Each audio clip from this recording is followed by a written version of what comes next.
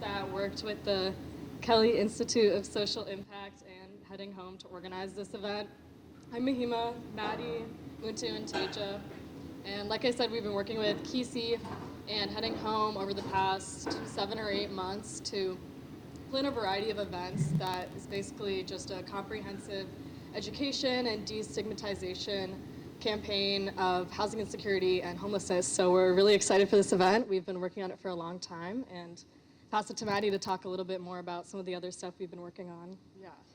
So we've been working on a few really cool events. We just had our first one last week, which was a poverty simulation hosted by a man named Ron Duncan. He's from the University of Illinois, and he specializes in that area and was able to come in and teach. We all attended, and half of us were volunteers, half of us were participants, but the other half was participants a few months ago, and we were able to experience some of the challenges of that individuals who experience poverty do have in a really short period of time, which also added kind of a time and stress constraint to us that really helped it feel a little more real and helped open our eyes to a lot of the realities of these situations and really tough decisions that you have to make when you're in really tight spaces. And we were grouped into different family settings, and we also had different family structures that either helped or made it a lot more difficult to get by on a certain income or given our job situations and things like that.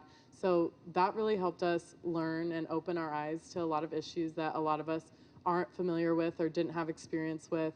And it was really awesome to gather a bunch of college students and open our eyes to something that a lot of us don't face on a daily basis, especially on such a big campus like this that is so beautiful.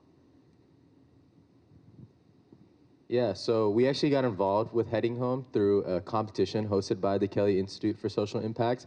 And all four of us, we weren't really very knowledgeable about housing insecurity, especially in Monroe County and Indiana. But throughout that competition, we learned a lot and put together kind of a plan that we thought would be the most impactful for reducing stigma and then also spreading education around our community. So we've, as Maddie mentioned, it's been a really cool experience for us. This was one of the 3 events that we planned. And it's been very exciting. We would like to really thank the Kelly Institute for Social Impact for giving us this opportunity. And I'm going to hand it over to Teja to tell you about what we're going to be doing today and then introduce the next people. Yeah, so thanks everyone again for coming. Today's event is The Path Home. Essentially what it's going to be, it's a collection of stories, it's going to be a discussion about what housing insecurity really looks like. I think, as all of us has mentioned, it's not something we were familiar with in the beginning, and that's why a lot of the ideas we had at the competition aren't here today. But we're really glad that these ones are, the poverty simulation, this event, The Path Home, and some other things we're going to be doing within the community.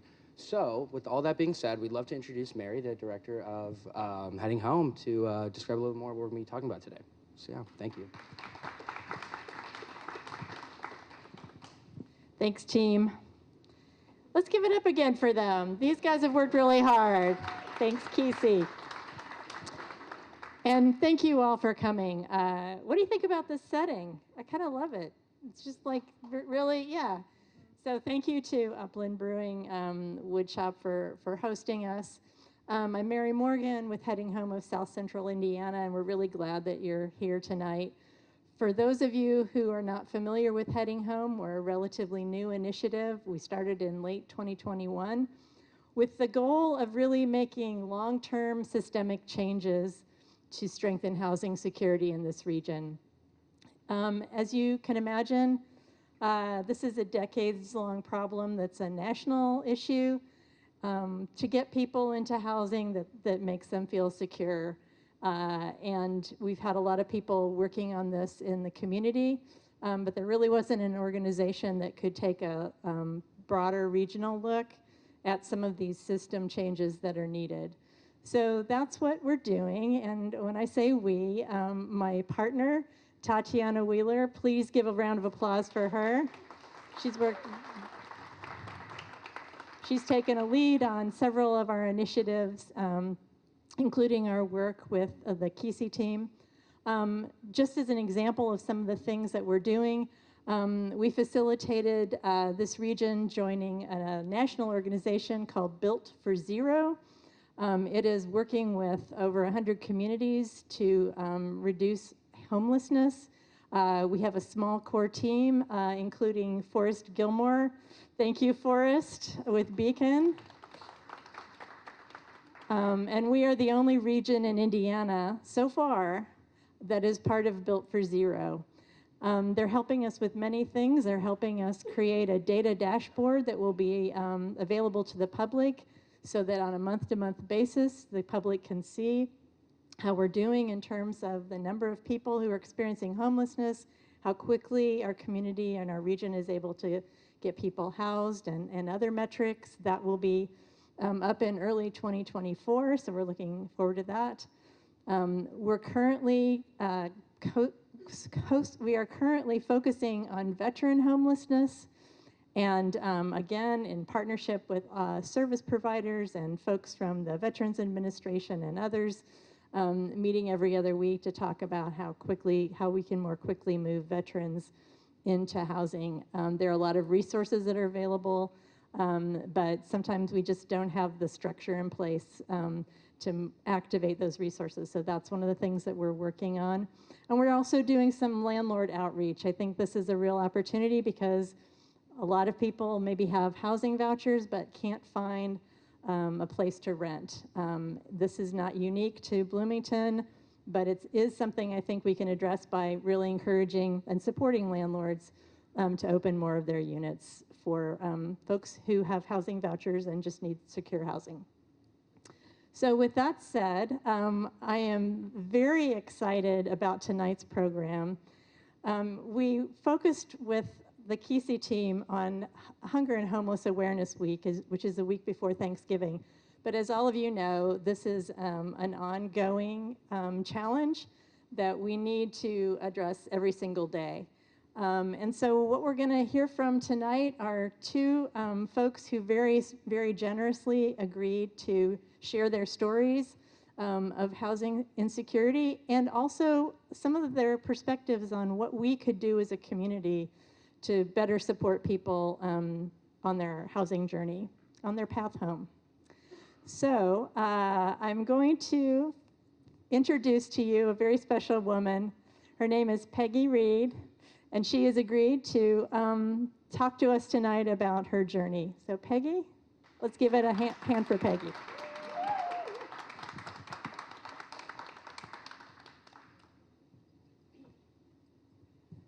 Hi, Peggy. All right, Peggy, I'm so glad to see you tonight. I know it's been a rough day. Well, let's start out by just, if you could tell us a little bit about yourself. What was your childhood like? Where'd you grow up? What are some of the things that you remember from your early days? Okay, do I have to hold that? Okay, good, thank you. I'll probably drop it anyway. I grew up in Putnam County. My grandparents raised me. I grew up on two very large farms that me and my sister took care of with my grandparents. High school, started job 16 years old. Most important thing I remember from my childhood is manners, respect. You know, there's not a lot of that around here anymore. Saying please, thank you, excuse me. Who taught you that? Oh, my grandfather did. I remember at 6 years old walking to Indianapolis into a glass store. And me and my sister had to keep our hands behind us closed the whole time until we got through that store. Grandma, we never got whipped. We got switched. Go out, get a locust tree switch. It better be longer from your arm, from your fingers to your elbow. If not, you get it and be a lot bigger. Yikes. What's Putnam County like? What were your farms like? Oh, we had cows, pigs, chickens, dogs. Me and my sister took in all the stray dogs. Every year, the tax man would come in. It's $1 a dog. And one year, we had 32 dogs. He said, "Mr. Wilson, you might as well just get a kennel license." But we raised corn. Me and my sister, we baled hay. We worked very hard, very hard. How did you end up coming to Bloomington, to this community? I ended up coming to Bloomington when I was beaten and ran away from the house that I was in from my ex. And I remember the very first person was an older gentleman. His name was Fish. And he took me down to the downtown by IU to the Chinese place and was talking to 4 college students about the solar system for like 2 hours. I mean, and, you know, that was 7 years ago. How did you know to come here? Well, I knew there was Bloomington and there was Spencer. Even though I grew up in Putnam County, we always went the other way. I've been to Spencer probably twice in my life before I was 18.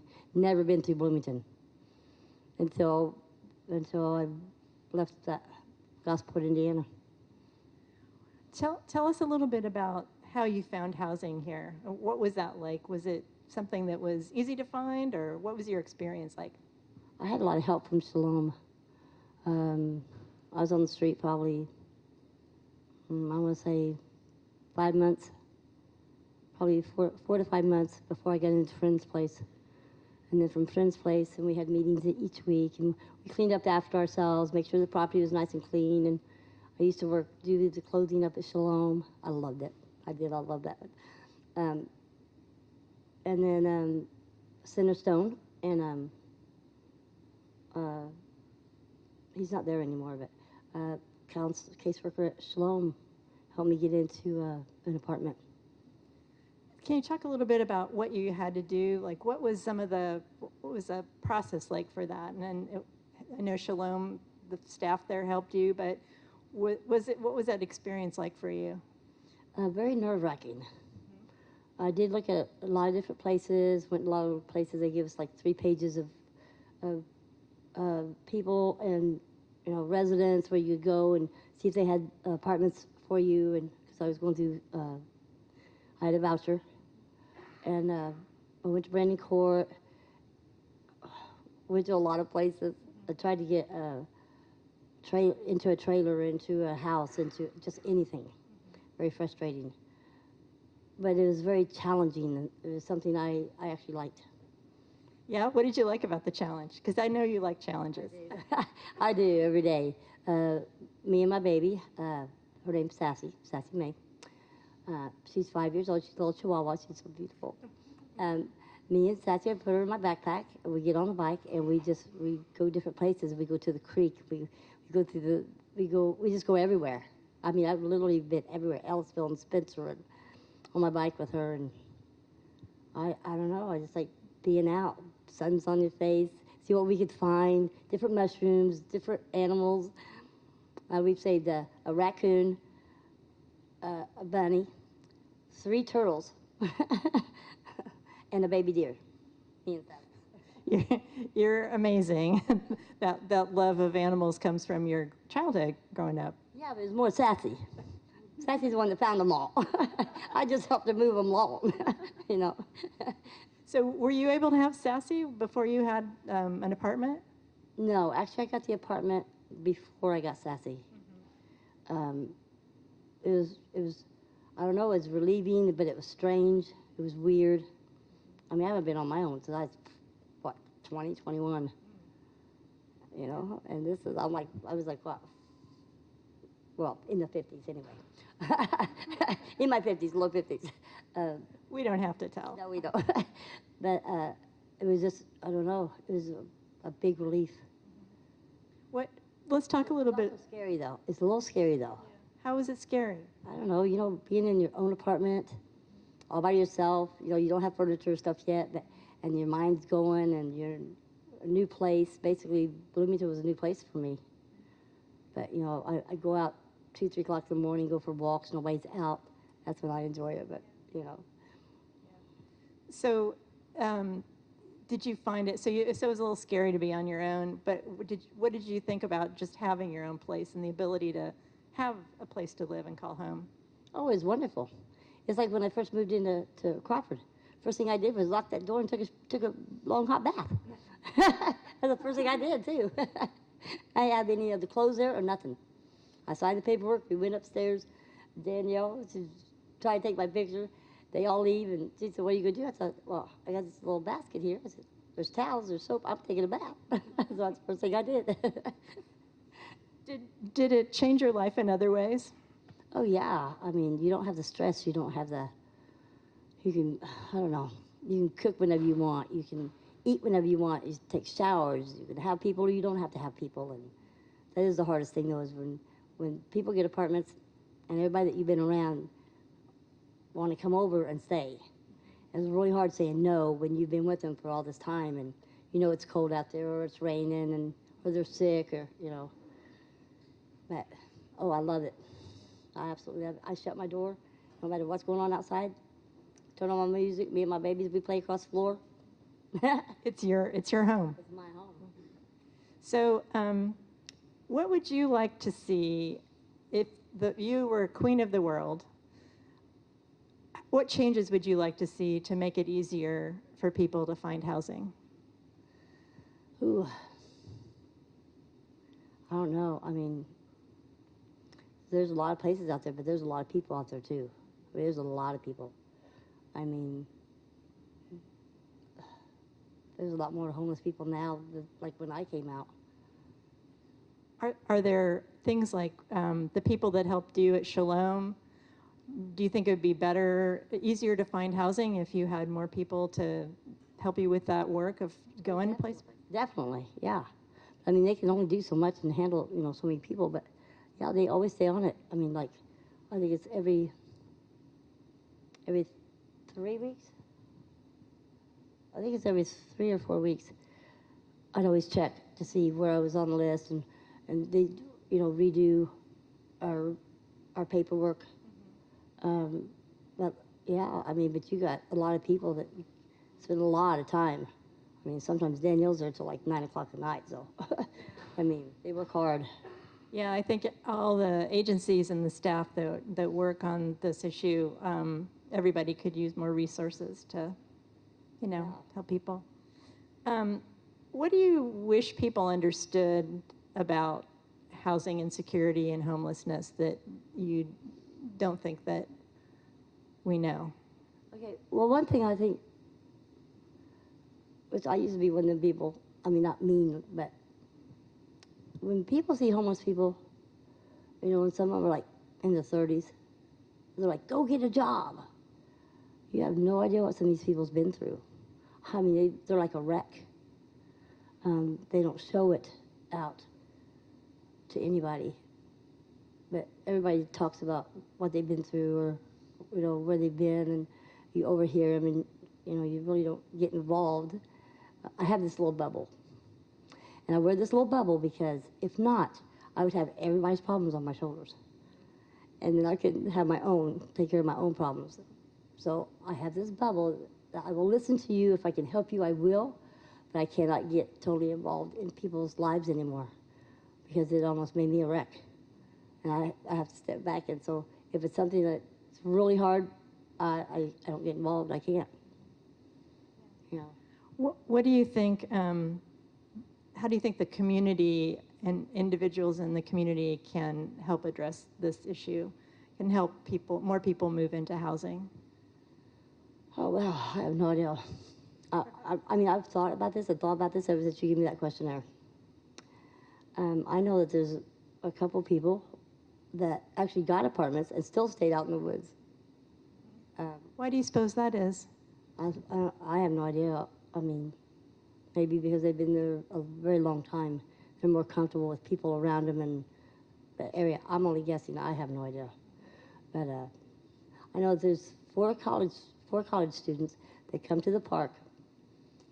I think it's on Sundays. Or I can't remember what day of the week they come. But it's one day on the weekend. And they have these meetings on Sundays, and I've been able to go yet, where they want to know what our thoughts are, or what we want. You know, like I think there should be more meetings or gatherings or get-togethers with people speaking to maybe build up people's confidence, you know, because everybody's like down, they're depressed, or, you know, they're in one spot. I mean, they really don't move very much except for Shalom, to the park, to the woods, and back. I really think that would help if there was more, I don't know, people out talking, speaking, getting involved. Somehow get the community, the homeless, get them involved in something. Because it always makes you feel good, when you full day's work or.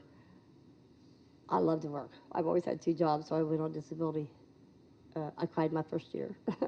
But me and my babies, we go around, we pick up trash around town, and so I still work a little bit, but I think people need to get involved. So really just striking up conversation and asking how people are doing. Yeah, the college kids do that. They sit around, they talk to us. I mean, people ask questions and they're answering them, and they get ideas. So yeah, college kids are really good. Peggy, Yes. I appreciate you. Let's give it up for Peggy. Thank you. Thank you. Now we are going to watch a short video of an interview with some tenants who are folks who have housing vouchers and the impact that it's made on their lives.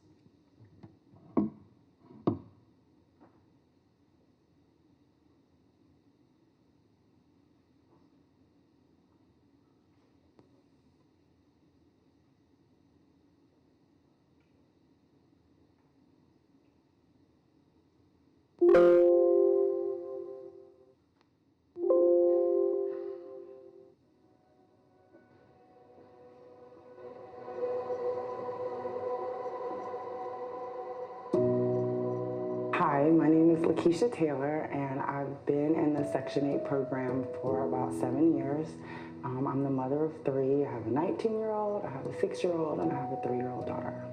Before I got my voucher, I lived with my aunt and uncle out in Spencer, and basically our whole family lived there. We were 9 of us in a 3-bedroom. So it was really cramped, but lots of love, so we worked it out, but I definitely needed my own space. I applied for the program then, and I waited it wasn't even a year, maybe like 8-9 months before I was approved. My name is Serene Coons, and I've been in Section 8 program for about 4 years.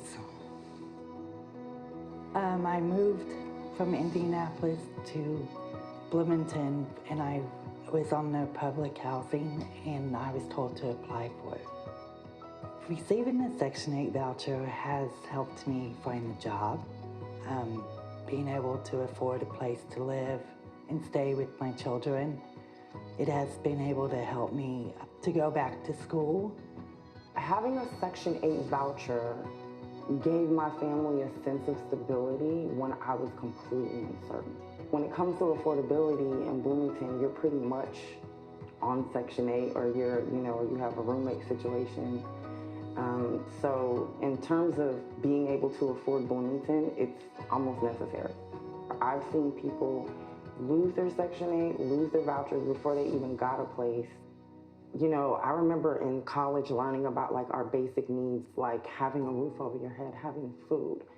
That uncertainty of not having a roof over your head, especially when you have kids. So when you get that voucher, I've seen it. Like I've seen people sleeping in their cars, or right now, like it's freezing outside. And when you get that voucher, it's literally like the pot at the end of the rainbow for some people and their children.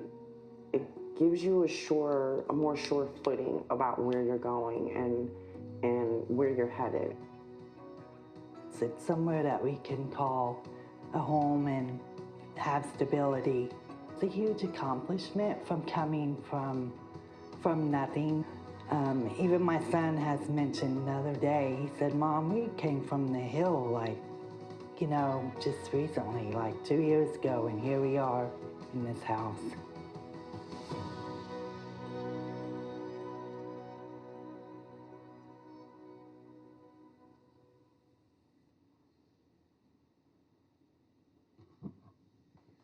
Yay, yes, it's worth clapping.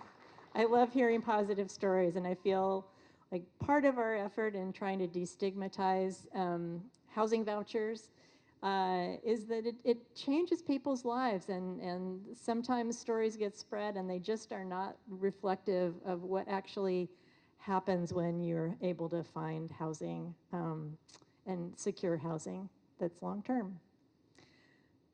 So now I'm going to hand it off to Tatiana Wheeler, who is going to interview our next speaker, Asia Jester. All right, thank you. All right, good evening, everyone. I'm so excited to have Asia Jester with us as our next keynote speaker. So yeah, Asia's going to tell us about her story, and thank you for coming. Yeah, thanks for being willing to share your story. Let me move the mic one sec. Alrighty, Asia, can you tell us just generally a little bit about yourself right now? We know I know you're a mom, so if you can tell a little bit about your family, and then also just your childhood as well and your upbringing. I was, I'm sorry. I was I was born in Chicago, Illinois, and I was raised mostly in Northwest Indiana, Gary, Maryville, and I grew up in a pretty much middle-class family. My dad worked for U.S. Steel, and my mom was a postal worker. Went to private Catholic school. An excellent student all through school, and then life just kind of lifed as I got older. I found myself in a relationship that was very toxic, and by the time I was able to find the strength to leave that relationship, I had 5 children and a lot of trauma, I guess. Can you share a little bit about that segue of what led you to Bloomington? I know we've talked about it, but can you explain it a little bit more?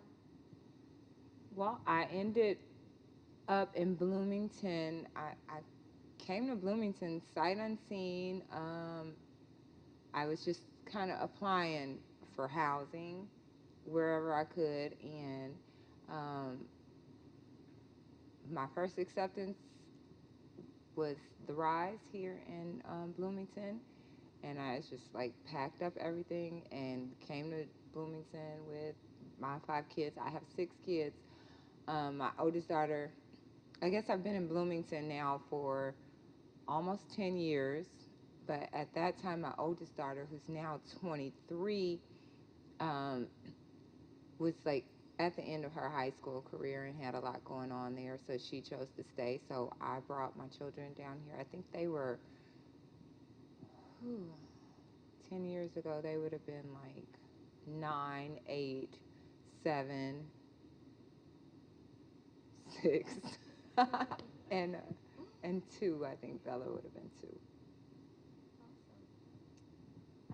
Can you describe what it was like staying at the Rise? What were your experiences there, and how did your children feel about being at the Rise? I'm always so grateful to the Rise. It was one, how I was able to get my housing choice voucher, and I think that a lot of women who go to the Rise, it's usually after a situation of domestic violence, but coming out of a situation like mine, and I can assume that there were worse and there were less extreme cases there, but there's a lot of rules there, and to have a lot of young children, and to have a lot of young children, there were a lot of resources there that were helpful, especially for me to try to get in the right mental place. They had childcare on site, and you know, the kids had friends who were like close enough where, and it was safe, which was most important, I think. You know, Asia, you mentioned having a Section 8 voucher or housing choice voucher. Can you explain what it was like when your family was in that housing search and placement, when you were looking for a landlord to accept your voucher? Did you have any struggles during that time, or can you kind of just explain what it was like when you were trying to find housing? Well, so the rise is it's temporary housing, so you get to stay there for 2 years, and at the end of that 2 years, you have to be gone. So as I came closer to the end of that period, it was really stressful, and some of the things that you want to focus on, you realize that in this community, you don't really have those choices. One thing that was really important for me was for my children to be able to continue at the same school that they had been going to for the last 2 years. We were just kind of settling into some sense of stability. And so my one experience, and when I thought I had everything mapped out, I found a house to rent. I filled out the application. I'd done all of this online. I paid a security deposit, and then I went. The owner was out of state, so I went to meet the maintenance person, just to point out a few issues before we were moving in. And at this point, I think I was literally days before, one, the end of my allotted time at the Rise, and two, before I was expecting to move in. And just at the end of that day, I just got an email that said, "I'm sorry, I'm not going to be able to rent to you."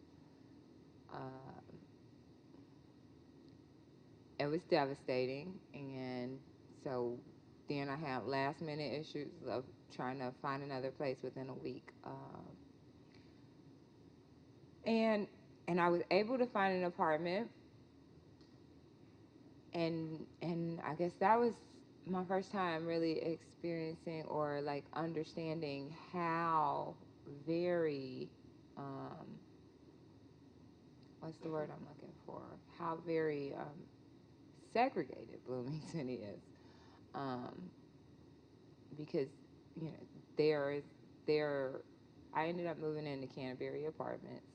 I think they're called something different now, but it was just the answer because you have this housing choice voucher, and that's where you can go.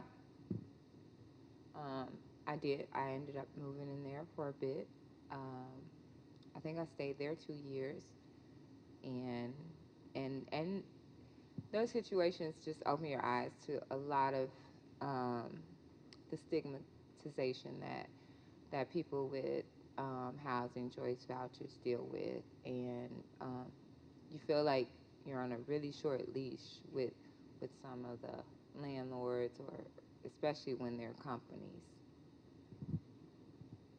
Do you have any suggestions in how, as a community, we can address that stigma, either around,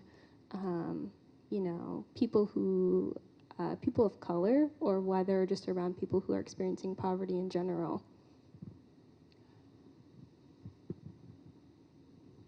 I think it's really important not to judge people,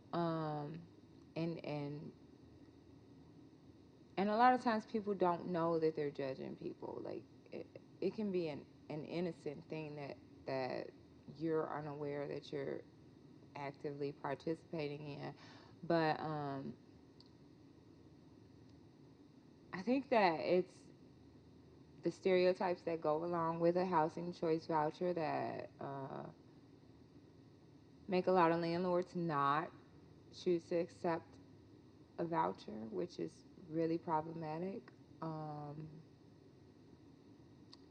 And the way,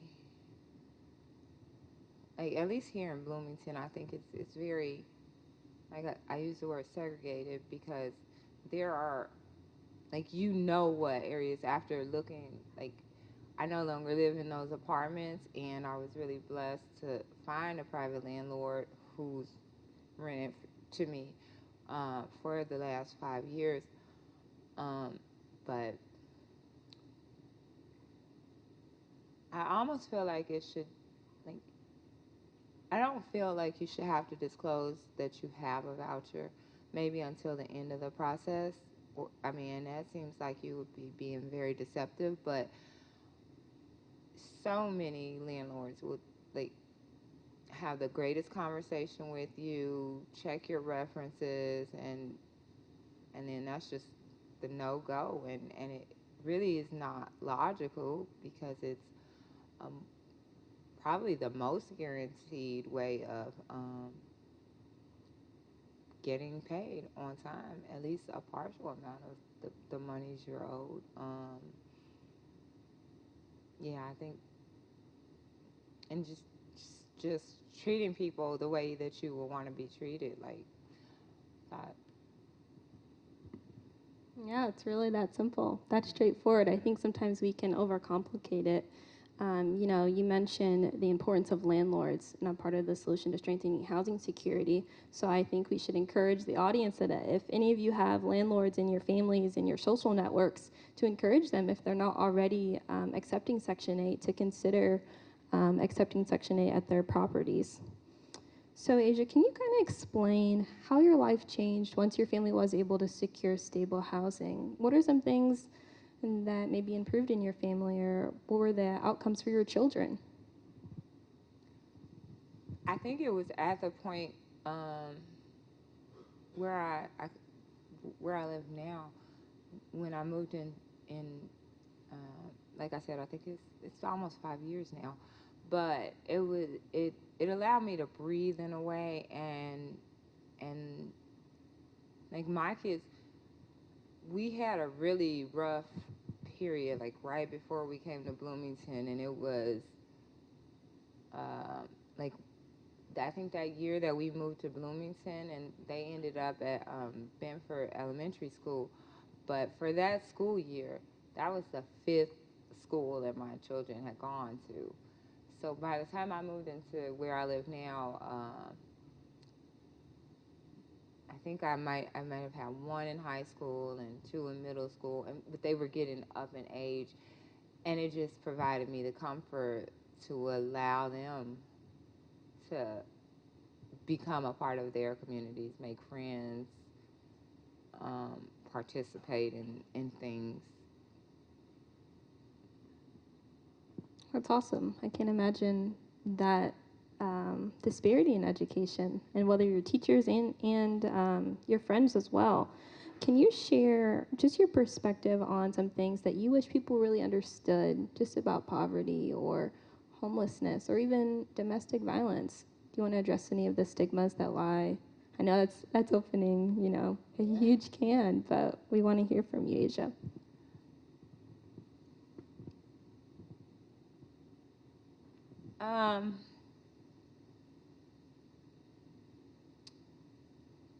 Well, there's so many places I could go with that one. I think that people who, and I was like, I've navigated and learned so much about a system that I knew nothing about growing up or even into my early adulthood. You don't know what you don't know, so like find out, like but don't make judgments on people based on something that you don't know. One of my biggest pet peeves is like, when we're on social media and there's like well, if I only had to pay $8 for rent, like I'd do this, and this. And like I think it's really important, and a lot of people don't realize that there is like an equation to which like your rent is still calculated, and it's a large part of your income. Like it's calculated at about 30% of your income with a housing choice voucher. So everyone with a housing choice voucher is not unemployed, and that there's a lot to life. And so I know you said like domestic violence, mental health is a big part of housing insecurity that I don't think people realize. Even in that insecurity, it's so stressful that it's taking a toll on you, and that really does prevent you. I mean, like when I say that living at the Rise gave me some space to breathe and think and figure it out so that I could move forward with a plan. During the time that I was in the Rise, most of that time I was actually on Social Security disability, and just trying to figure out life with my kids in a town where I didn't know anybody. I didn't, have anyone. But I think it's really important that you communicate with people across the board just to kind of know things.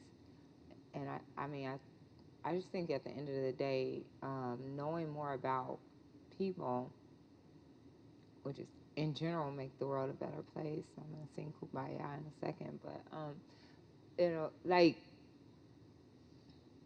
take some of the judgment off. I'm always like, I've not been without a roof over mine and my children's head, but like I've experienced homelessness. We've stayed with family through situations, and I don't feel like homeless people are to be ignored. It kind of irritates me. Like when you just like walking past people, I was always taught when you look somebody in the eye, even if in passing, you speak to them. Like everybody's human. I think that's a perfect segue. Everyone deserves to be seen. So let's be people who see people. Asia, do you have any just last comments on things that you just want to impart to our little family tonight? I know that you're a part of Thriving Connections. I know that Katie Hopkins is here and will share about that, but I don't know if you want to share about the work that Thriving Connections is doing and how, it's impacted your family. So Thriving Connections is a group that I'm participating in so very proudly. It's become my family here. And what we are a group of people that come together on a regular basis to build intentional friendships, intentional relationships across all the lines, like all the lines. We're just all there, and we all love each other, and we all have the best of intentions. And those relationships help us to build our community into what we want. And for me, it's been very empowering and giving me I've been like, my story's crazy, but I've been through so much. So like just me being able to sit here today and speak to a room of people who I don't know, I don't think that would have been possible without being able to build those relationships and having all those people right there here supporting and but and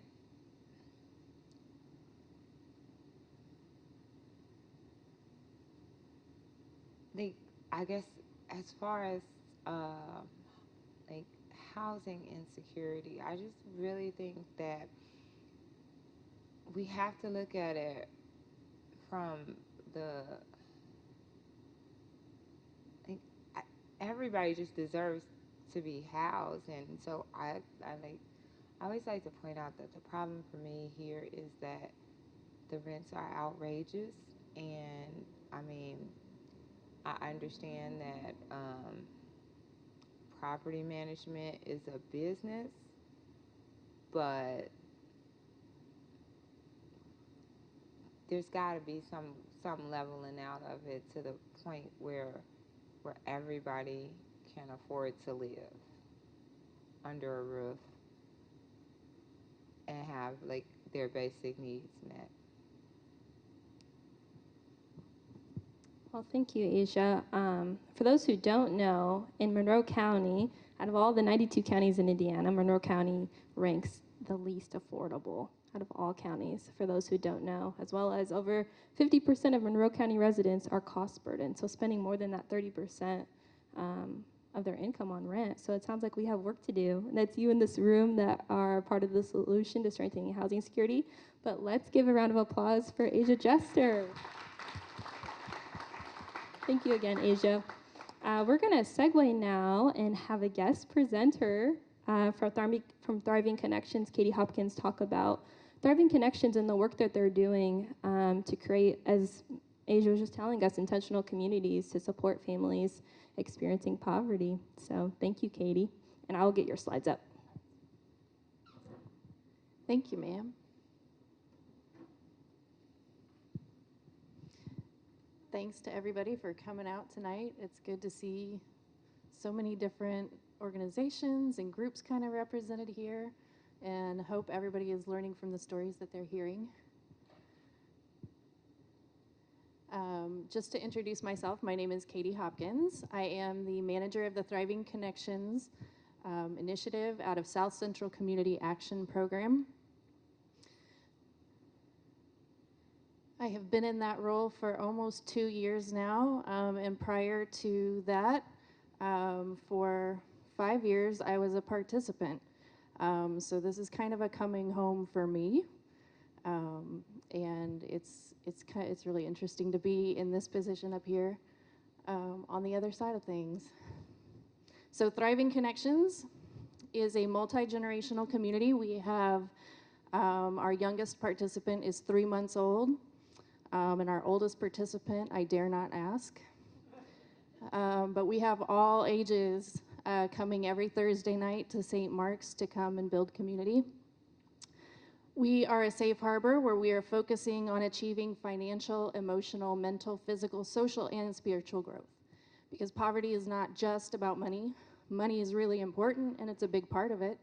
But it's about a lot of other resources, too. Next slide. This is the Diversity, Equity, Inclusion, and Belonging statement that we just finished. This was a project by an advisory group that Asia is actually a part of. That advisory group noticed that we didn't have a statement and decided to work on one. So it took us about 5 months to put it together. But this belongs to us. This was written by our participants. And we're pretty proud of it. As a community built on intentional friendships, and because we believe that the only way to respect each other is to know each other, Thriving Connections commits to be a diverse, equitable, and inclusive community. We work to ensure that everyone discovers the tools that allow their creativity to thrive, feels empowered to share their story, and promotes equitable, data-driven solutions, develops the skills to advocate for a better world, and thrives in collaborative spaces with innovative ideas. We invite all to be involved in our fight against poverty, regardless of labels or status, and actively strive to ensure that all feel welcome and safe. Next. For those who are not familiar with South Central Community Action Program, we are a part of a network of community action programs, one of 1,000 across the nation. And we have several different programs that address different areas. Energy assistance, we do Head Start, we have weatherization, free health insurance navigation through Covering Kids and Families, and housing choice vouchers. Next. So who are our participants? Who's coming to Thriving Connections? We have folks who are, and this is a really handy United Way graphic. Thank you, Tatiana. We have that little acronym ALICE that we stole from United Way that means Asset Limited, Income Constrained, and Employed. So a lot of our participants are coming to us in this area right here. They're either on the cusp of poverty and trying to work their way out, and they're going through the process of losing their benefits and trying to figure out if they really want to try and make that journey. Excuse me, I'm so nervous. If they really want to make that journey out. Because if you notice here, they start actually financially making less and being in a financially worse situation than if they had just stayed making a lower wage and qualifying for basic need benefits. So as they're setting goals and they're trying to advance and they're trying to get out of poverty, there are things that are happening to them that make very little sense and are very frustrating and make them want to go back. Thriving Connections is here to support them, to try to do what we can to make those barriers feel a little less oppressive, to talk about those things, to acknowledge them, to try to plan for them, and to cheer each other on. Next slide. We have been around since 2008. The cohort that I went through was 2009. Since then, we have had 6 classes, and our 7th class is coming up in February. So we are really excited to be starting that 7th class. It'll be the first one since the pandemic. And so if you know people out and about who kind of seem like they would be a good fit for that, please send them over to us. Next, our volunteers. Who comes to volunteer with us, and why are they volunteering? A lot of them come, seeking deeper or more diverse relationships in their social networks. So maybe they come to an event like this and they say, you know what, I really do want to know more. I want to know people. I want to understand it. Where do I go and how do I do that? Maybe I don't want to just walk up to a stranger and start a conversation. You come to us. All of our participants go through a 20-week training. All of our volunteers go through orientation and training.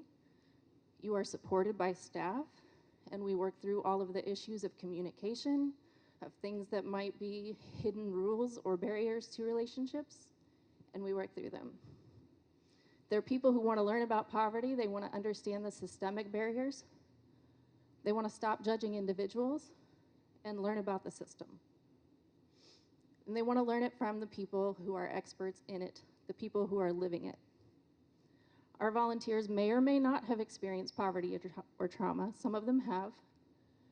But they all want to be there as a friend for people who are going through it. They want to be cheerleaders for people who are finding their voices, and they want to lift them up and find platforms for their voices to be heard. Next. Every individual participant is going through their own goal-setting journey. It's a long journey. We have the gift of not having to put a time constraint on people getting out of poverty. It doesn't take a year. It doesn't take 2 years. It's different for every person. Next slide. As a community, we're working on community building. So it's not just the individual coaching. Everybody's on a journey. Our volunteers are helping to build advisory groups. They're helping to speak out in the community. They're developing tools that work for us. And eventually, hoping addressing policy. Next. We are currently recruiting for allies, volunteers who want to come and be friends with people who are on their journey out of poverty. We are looking for advisory group members, so we're looking for people who have specific sets of knowledge and can help us on our projects. We are looking for people to come to Thursday night and talk to us about specific issues that we're curious about, youth volunteers, and we always need food. Next.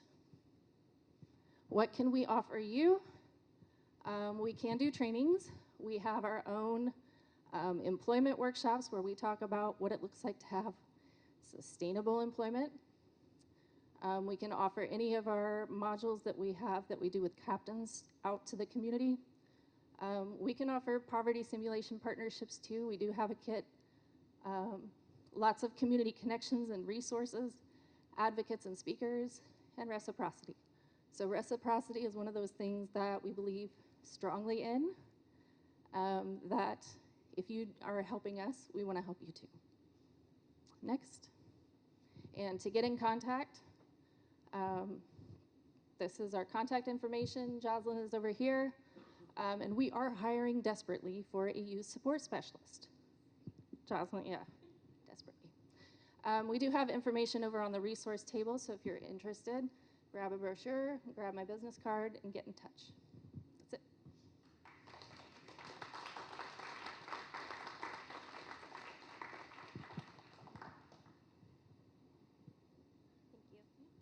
Thank you again, Katie.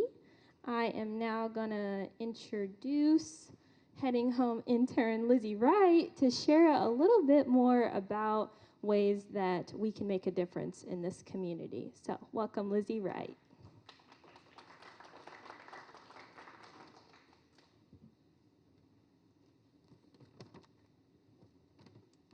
Well, hello everyone. Thank you so much for coming. As Tatiana said, my name is Lizzie Wright.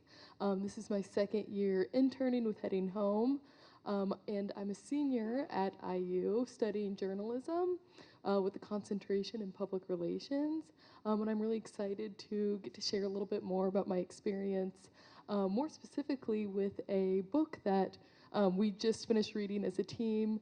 As someone that's an avid reader, this was especially really fun too. And book club is also fun as well, to be able to collaborate and talk about what we're learning and kind of what this book entailed and how really life-changing it was to hear about the proposed solutions that Matthew Desmond offers in his book Poverty by America. So essentially, in Poverty by America, Matthew Desmond presents the problem at hand that he's urging our country to solve: poverty. He starts the book off boldly by saying the reason poverty persists in the richest country on earth is because we benefit from it. The beginning of the book truly hooks you in. For me, I wanted to learn more about Desmond's unwavering confidence in solving poverty. He seemed so sure that he had the solution to solve one of our country's most pressing and plaguing problems. Once I was hooked, the rest was history. And while I cannot touch on every groundbreaking discovery that Desmond makes in his novel, I would like to share some of my greatest learning lessons while reading the book that have truly impacted me and my perspective on this really daunting issue in our country that we're faced with. So the first thing that was really a huge realization for me was just seeing how possible the solution to poverty and homelessness really is. Desmond talks specifically about the COVID-19 pandemic and how increased help and resources were presented to the most vulnerable in our country during a time with a lot of unexpected and unanswered problems and questions. And so the results were truly groundbreaking when this increased help was granted. When the federal government responded with this bold relief, poverty rates fell dramatically. Child poverty rates were cut in half, and 16 million fewer Americans were in poverty in 2021 than in 2018. While this historical accomplishment was maybe not met with as much enthusiasm and support and excitement that it should have been, it truly gives me hope to read something like this. What has been kind of described as something that's either inevitable or unsolvable in our country, reading these sorts of statistics that not only are possible but have already happened, really provides us with the hope that we need to really face these problems. Another thing Matthew Desmond talks specifically about is opportunity and how this often has to be bought.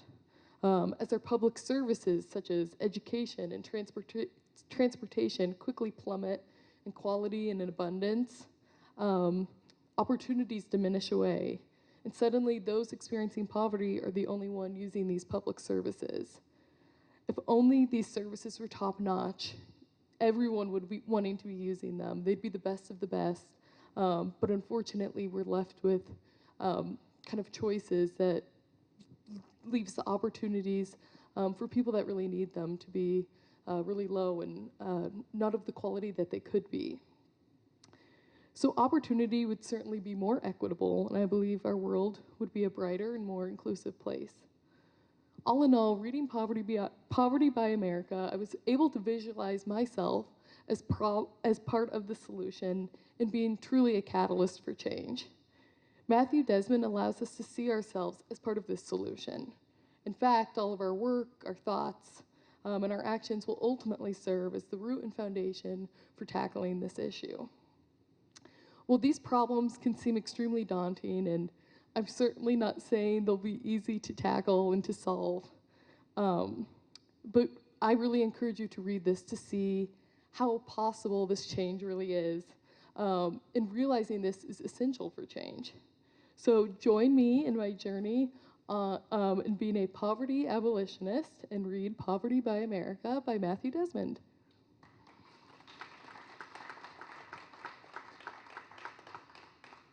Thank you. And now I would like to introduce my fellow intern, Shay Berry, to talk more about getting involved with volunteering in the community.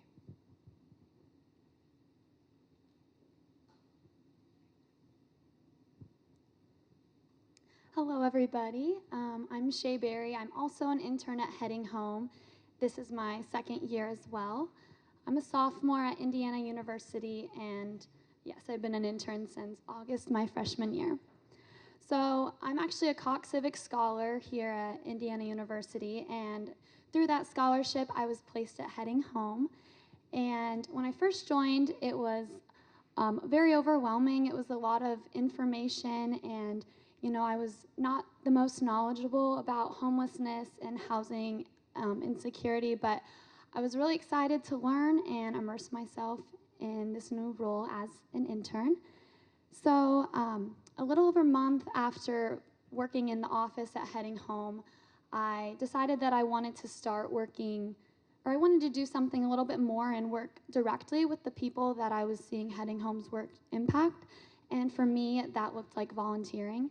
And so I talked it over with Tatiana, and she encouraged me to volunteer at Shalom Center, which is a part of Beacon, for those of you who aren't aware. And Shalom Center is a day center here in Bloomington that offers meals, and it provides services to people experiencing homelessness. And during my time there, I had the privilege of working as both a volunteer in the kitchen and at the hospitality desk. And so I would spend my Fridays, the entirety of my freshman year, I would spend my Fridays in the kitchen in the morning helping prepare meals that would be served later that day.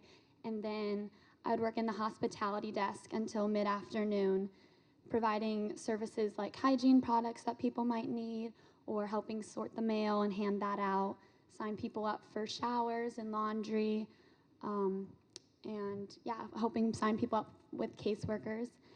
And honestly, working at Shalom Center did exactly what I had hoped. It provided me with a greater awareness of the realities that people were facing with homelessness, and it exposed me to a lot of these people. And I got to meet a lot of awesome people. I learned to recognize faces from being there every week. I would have genuine conversations with people, and they got to know my name, and I would learn theirs. And it was a great experience overall. And so for those of you in the audience who aren't involved in our community, I would really encourage you to do so. I have no regrets from doing it, and I took a break this semester because it was pretty busy, but I'm hoping to get back involved again. And if you don't have the capacity to necessarily volunteer, you can donate to agencies. So most agencies have wish lists on their websites, and these items, I would see people's entire moods lifted when we would put certain items out for people to have. And hygiene items are a very common thing that agencies are handing out, but this can go past that. I saw, backpacks and water bottles were huge things. And as the cold season is approaching, winter coats and gloves, hats, scarves, blankets, hand warmers, that will make all the difference to somebody. So for me, it was just a few hours out of my day once a week, but it was a really big reminder of how far generosity can go, and to be grateful for the little things in life that I often took for granted. And for the clients, it was so much more. So, I really encourage you all to get involved and to have your perspective changed in a good way as it did mine. So, thank you.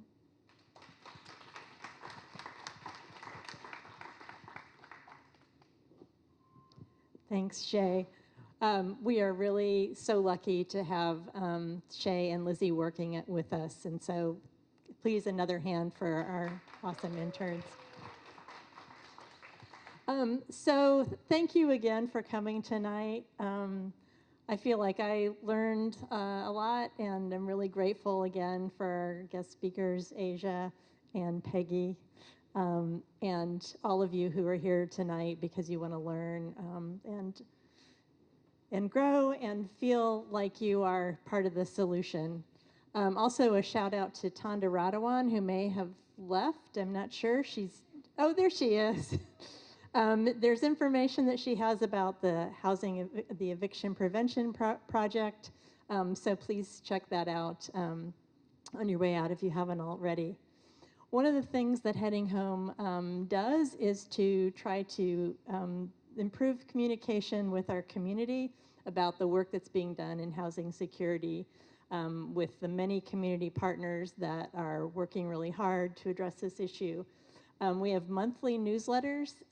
There's a sign-up sheet at the very beginning when you came in. So hopefully if you don't get our newsletters, you'll sign up and get them. We have a general newsletter the first Monday of each month. We have People of Housing Security feature in our second Monday of the month, which highlights people who are doing the work. And then week 3, we list volunteer opportunities and advocacy issues that we're working on. Follow us on social media, everyone. We also have a news site on our website, headinghomeindiana.org. And we are happy to give presentations to any of your groups, whether it's a church group, a nonprofit board, a civic group, or a class.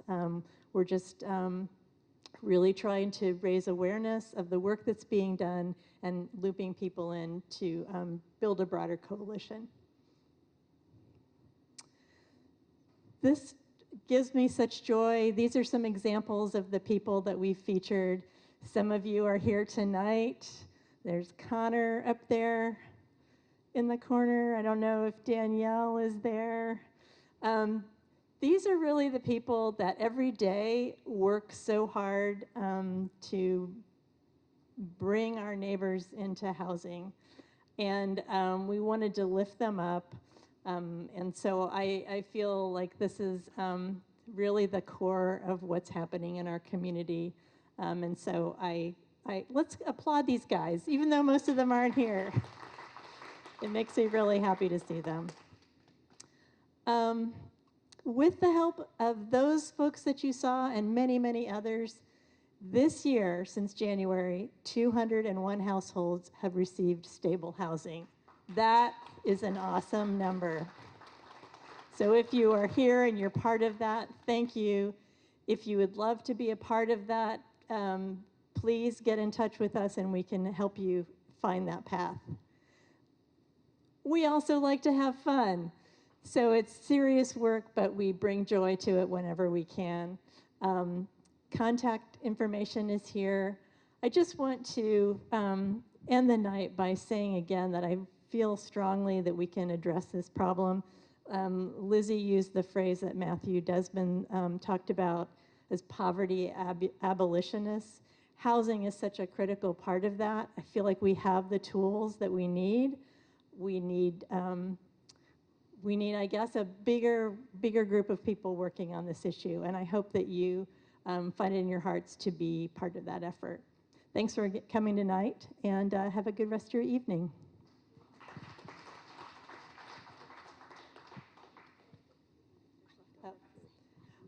Oh, Peggy has one more thing to say. I'm going to give you the mic, my dear. No, anybody that does donate or ask anybody to donate, so when they're here, the number one thing that the people outside need, 1 is toilet paper, 2 is flashlights, because it's so dark and it gets dark early and I can't find it now. But anyway, you can go to like the Dollar Tree, and if they come in a case of 24, and if you buy like 1 or 2 boxes, you'll actually get them cheaper than what the original price is.